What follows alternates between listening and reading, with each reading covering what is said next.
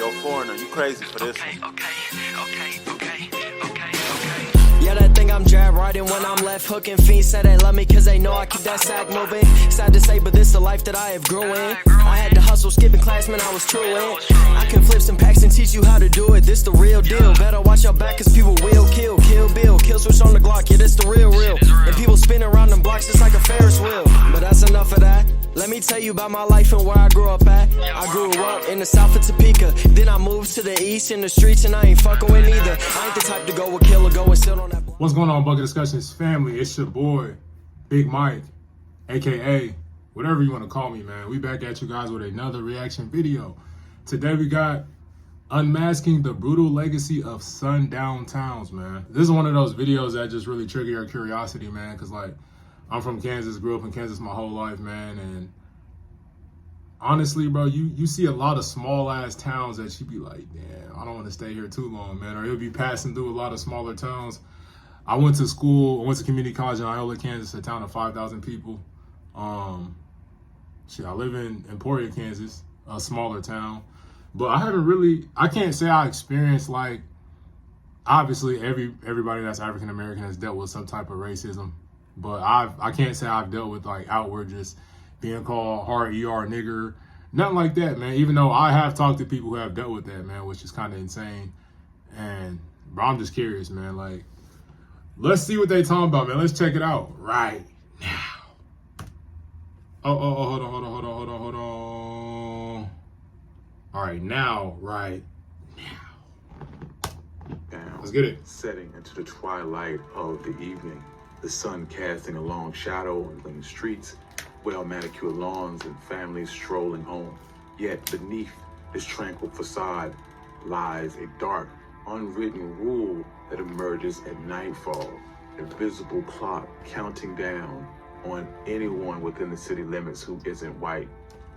That's a lot of stuff that goes on nowadays that came from, back in these times where, people are still not treated fairly, for whatever reason, color of skin, sexual orientation, beliefs, all that stuff, man. But there's a lot of rules that came from back then that we don't really know about that are like ingrained in the fabric of our society, man, which is, it's kind of scary when you think about, like, damn, that's where that came from.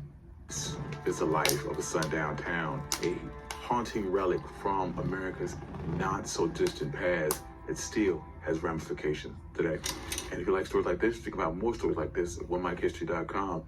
But without further ado, let's get started.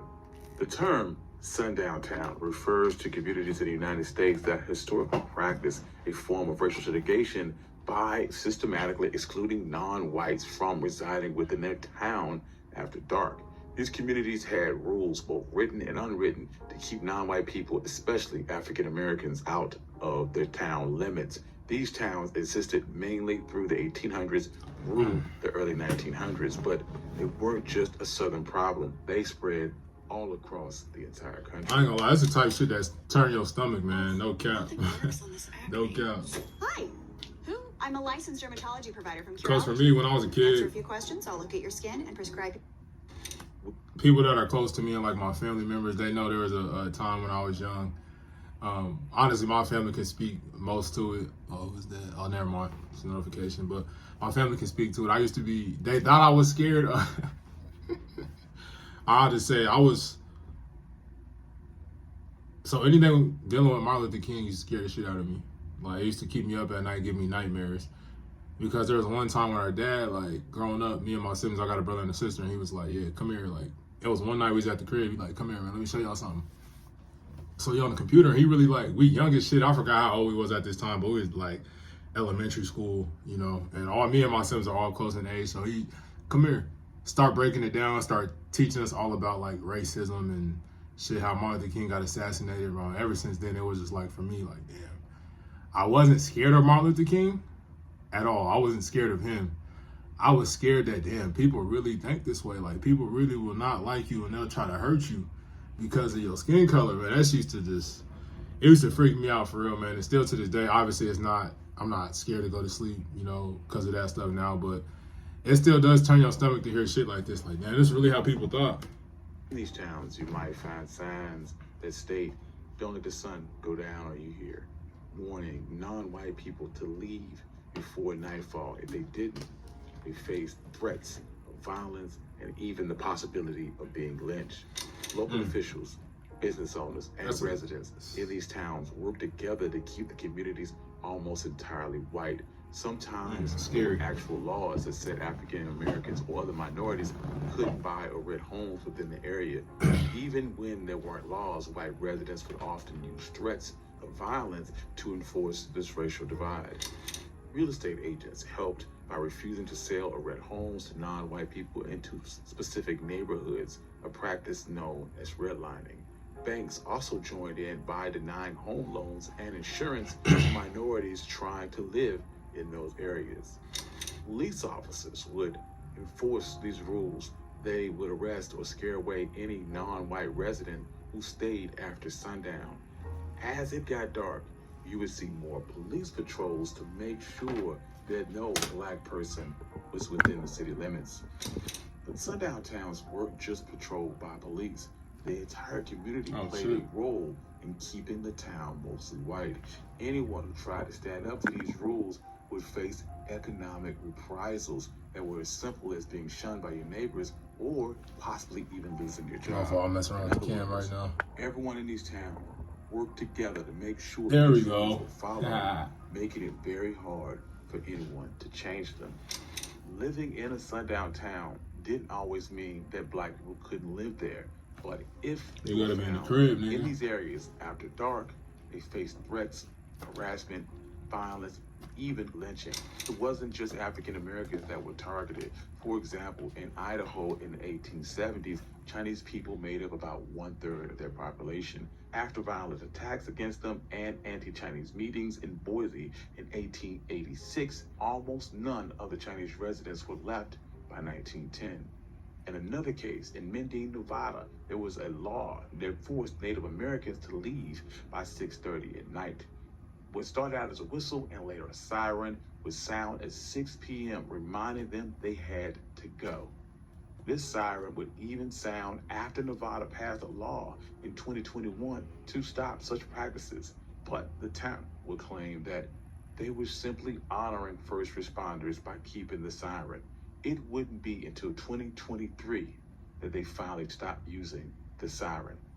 Rolling back years to the colonial era, you will find the earliest whispers of these exclusionary practices. In 1714, the lawmakers in New Hampshire passed a law called the Act of Preventing Disorder at Night. This law stated that no Indian, black, or mixed-race person was allowed to be away from their home after 9 p.m. Notices about this law were published in a local newspaper in 1764 and 1771 to remind everyone that it was still in effect.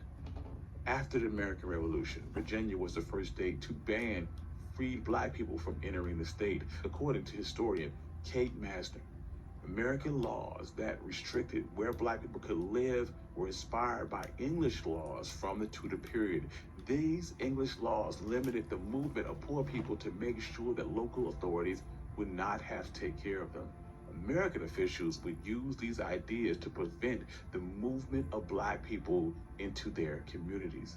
In 1844, the Oregon Territory, which had already banned slavery, decided to ban African Americans altogether. This law was known as the Peter Burnett Lash Law, and it said any black person that didn't leave would be whipped. Although no one was actually whipped because of this law, it was later changed to forced labor instead of whipping, and these laws continued. I'm not laughing because of that, but you can just see this nigga has real hate in his eyes, but that shit's crazy. Rules aimed at keeping minorities from living in certain areas. In other states, similar laws were passed. For example, in 1853, Illinois passed a law banning black residents. If they stayed more than 10 days and couldn't pay the fine, they would be sold at auction and forced to work to pay it off.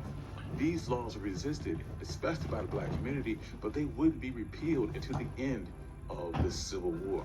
Similar laws to this were enacted in other states like Michigan, Ohio, and Iowa.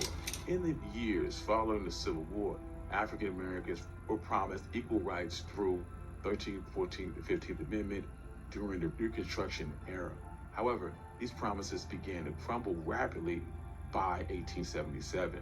Southern states swiftly enacted Jim Crow laws to enforce racial segregation and disenfranchisement. Surprisingly, this wave of racial discrimination was not simply limited to the South. Many northern and western states adopted similar practices that established sundown towns. These towns often used exclusionary agreements that prohibited the sale or rental of property to minorities, specifically black people.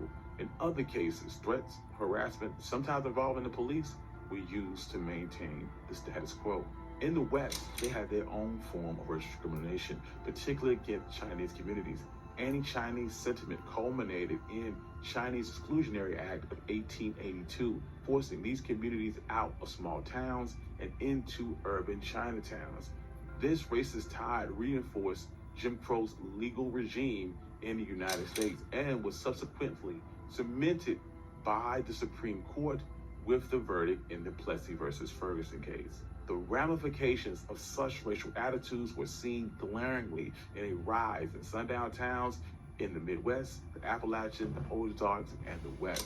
Unlike the codification of segregation in the South, these towns used violence, economic coercion, and exclusionary ordinances to ensure that black residents were driven out and kept away, making these areas almost exclusively white. In some extreme cases, this hostility resulted in some lynchings. In a tragic example in 1930, where 2 black teenagers were lynched in Marion, Indiana, which prompted town's 200 black residents to flee for their lives, effectively making the town almost all white. Historian James Loren, in his book, Sundown Towns, reveals that from 1890 to 1930, in 31 out of 39 states with sundown towns, the number of counties with fewer than 10 black residents increased. This paints a stark contrast with the Great Migration, in which millions of African Americans flee from the South to northern industrial cities for better work opportunities and safety. While states like Illinois saw a rise in their overall black population, their rural sundown towns saw a significant decline in their black residents. During the late 19th, early 20th century, it wasn't just about physical exclusion, but also involved legal battles and economic coercion to maintain this racial segregation. In 1911, the mayor of Louisville, Kentucky, proposed a law to prohibit black individuals from owning property in specific areas within the city. Although the Supreme Court struck down this law in 1917 with the case of Buchanan Worley, cities continued to find ways to uphold segregation. Urban planners and real estate companies played a significant role in keeping white communities separate from black ones and often managing to circumvent legal restrictions.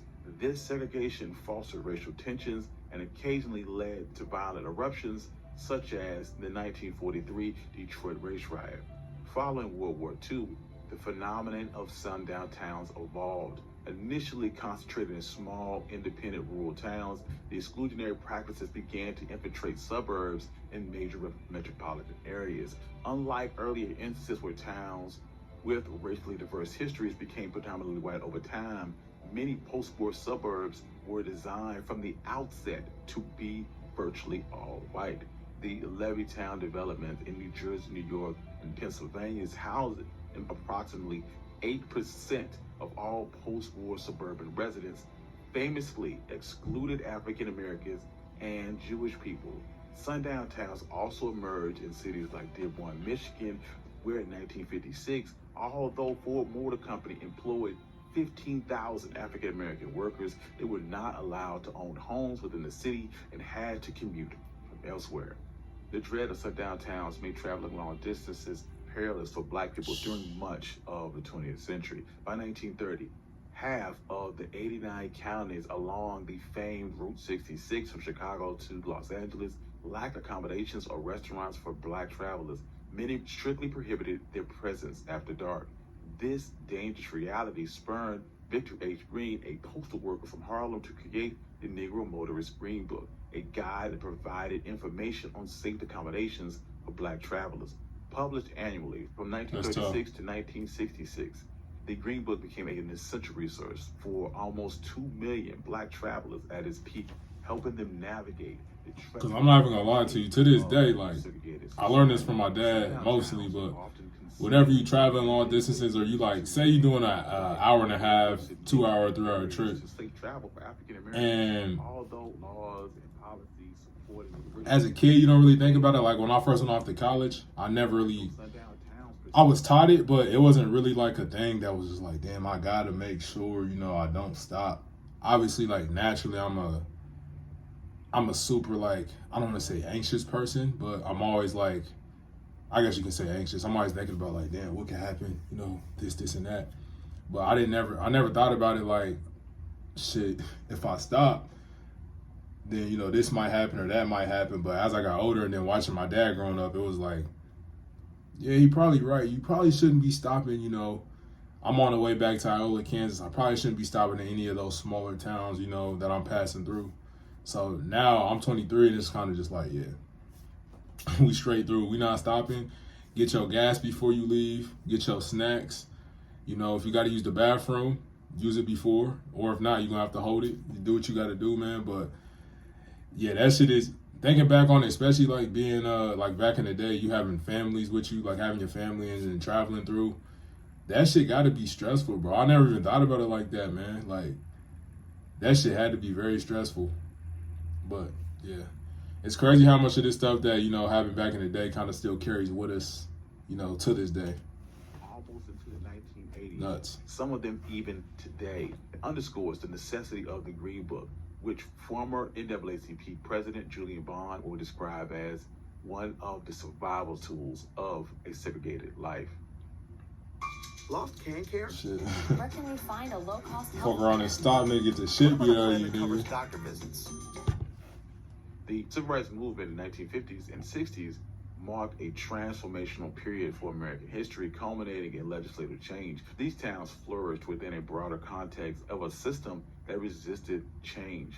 The Supreme Court decision in Brown versus the Board of Education in 1954, which declared school segregation unconstitutional, my hometown, Top City, baby. Intended to dismantle institutional 785. racism and You offer did. equality. However, rather than embrace integration, some towns fortify their exclusionary practices and transition into sundown towns. Yeah, this sadly. trend was especially notable in places like Missouri, Tennessee, and Kentucky, where African American populations 785 tag coming drastic soon. declines Not following necessarily right here. I don't know how I'm gonna put it. the Fair Housing Act of 1968. This crucial act banned racial discrimination in housing and closed a dark chapter and severely limited the existence of sundown town communities, despite difficulty quantifying the number due to the secretive nature of the discriminatory practices. James Bowen would state in his book Sundown Towns that there were hundreds of towns across America that were at some point sundown towns. The legacy of sundown towns is profound and far-reaching. These were not merely insignificant dots on a map. They were fortresses of hatred and exclusion, forever altering the lives of those caught within their shadow. Their existence choked off economic opportunities, solidifying racial hierarchies, and We're gonna stop it right there, man. Shout out to One Mic History, man. I'm gonna go ahead and sub up so I can tap into more videos. Great video, man. Shit is crazy because I know a lot of people feel like slavery and racism and the civil rights movement and just people treating people how they treated them, man, for the color of their skin happened so long ago, man. But you really think back on it, man, like my grandma, she dealt with it. My grandma was in her 70s. Like, there's a lot of people that are still on this earth that, lived during these times, man, and seen some shit, bro. Really seen some shit that we necessarily didn't experience, man. And then those people who were actually, like, participating in some of the hateful things that was going on, man, they still alive, They raise families. Their kids are raising families, man. So the shit is alive and well, bro. And there's just a lot of stuff that's, ingrained in the fabric of our society that we just kind of accept as okay and just think it's just normal. But the shit really ain't normal, man. It's really not. Even for me and my family, man, like there's still a lot of stuff that, that we just do just because it's like, yeah, stuff that happened back in the day, like, yeah, don't stop. Especially at night, don't stop. Like, you know, if you're on the highway or on the road or just even thinking about the police and stuff like that, man, that's just, it's sad, man, but it's part of our life, man. It's just shit we just accepted just because, like, it is what it is. But thank you for tapping into this video. I'm gonna catch you guys on the next reaction, man. Racism fucking sucks. Peace. Go like I'm Conan, count up with both hands. Switch the flow like it was broken. I'm on the road, man, making plays just like DeRozan. I shoot my shot, and that shit wetter than the ocean. I brag a lot, but with the wind and come the boasting. I made a lot from them apartments that I sold, and he didn't make it up to college. So them streets where he enrolled in. I know I'm a scholar from the moments that I was exposed in.